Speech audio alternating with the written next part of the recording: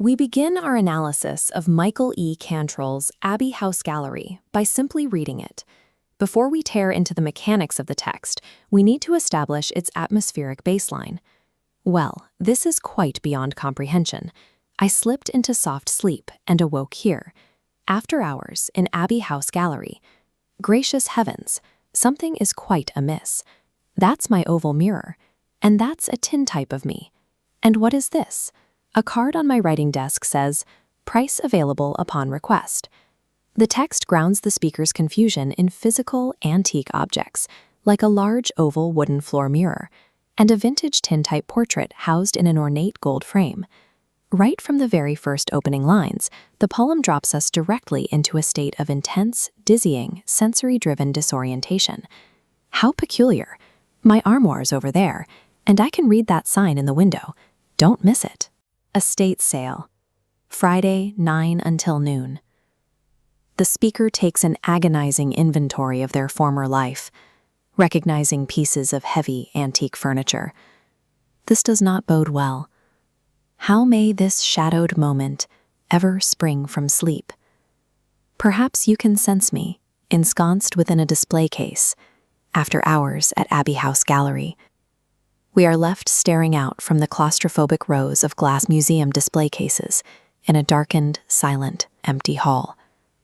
This initial, uninterrupted read leaves us with a profound sense of ontological confusion.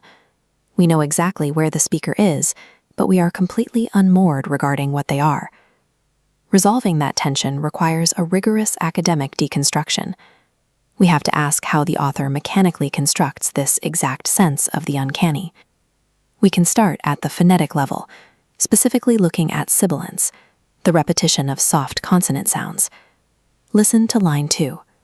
Slipped into soft sleep.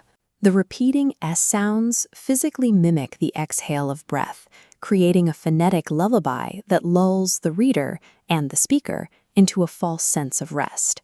That softness is instantly shattered in the next stanza by the sharp, jarring rhetorical question, "And what is this?" The phonetic shift violently wakes us up. This tension is reinforced by specific Gothic and Victorian motifs seated throughout the physical environment. Notice the speaker's intense focus on the oval floor mirror. In classical mythology and Gothic literature, mirrors frequently operate as liminal boundaries. They act as precise portals separating the living from the dead or the conscious from the unconscious.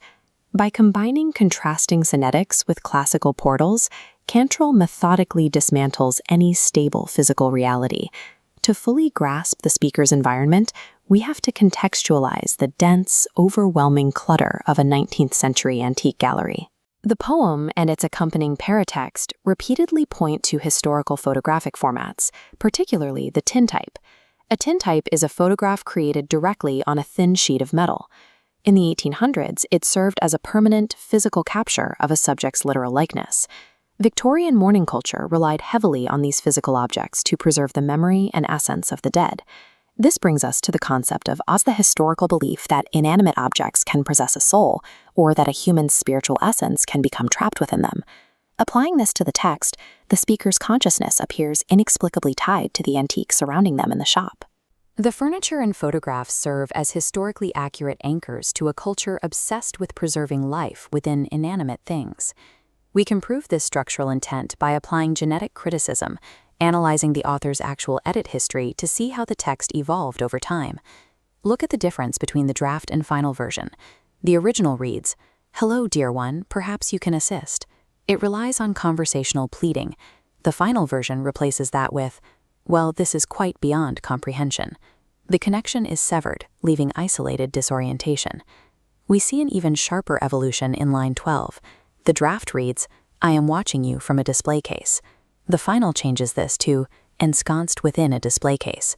The active voice is gone. The 17th century diction of ensconced implies total, helpless entrapment. This deliberate shift in tone, moving away from colloquial pleading into cold, claustrophobic elegance, is the lexical engineering of the sublime. Cantrall actively revised away from human warmth. He methodically built a cold, Gothic isolation for the speaker. That isolation is repeatedly punctured by the poem's structural typography, specifically the italicized text.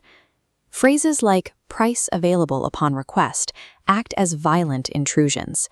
The sterile, transactional reality of the living world is actively bleeding into the speaker's consciousness. This creates immense cognitive dissonance. The speaker's intimate, personal memory is placed right next to cold commercial signage. We can trace the exact moment the speaker's confusion crystallizes into horror. They realize they are not a guest in this gallery. They are part of the estate sale. The typographical framing forces us to experience the speaker's internal monologue while simultaneously processing the external, clinical reality of the shop. Through this precise engineering, the text creates intentional polysemy. The poem is deliberately built to support multiple valid yet mutually exclusive interpretations. Interpretation 1 is the displaced spirit. This is the traditional Gothic ghost story reading. In this model, the ghost is a wandering entity, moving unsteadily through the darkened antique shop aisles, trying to piece together their identity. Interpretation 2 is the trapped observer. This reading is heavily supported by the author's late-stage lexical revisions towards object animism. The physical reality of the animism model is entirely different. Here, we have a paralyzed consciousness permanently locked inside the antique tintype, staring helplessly outward through the dirty glass of a display case. Through the careful layering of Victorian history, phonetic structure, and genetic editing, both the wandering ghost and the paralyzed object are perfectly defensible textual realities. In advanced literary study, ambiguity is a feature of great poetry. It is not a flaw to be solved or a riddle to be cracked. No single interpretation holds absolute authority here. The poem's success lies in its ability to hold contradictory realities in a tight, unbroken tension. By applying genetic criticism and comparing the March 2nd draft against the final text, we found the concrete mechanical proof of this intentional ambiguity. We moved from a pure sensory experience into a breakdown of historical motifs, intricate phonetic patterns, and precise editorial choices. Exploring these overlapping, uncanny realities through rigorous textual evidence is the essential work of literary scholarship.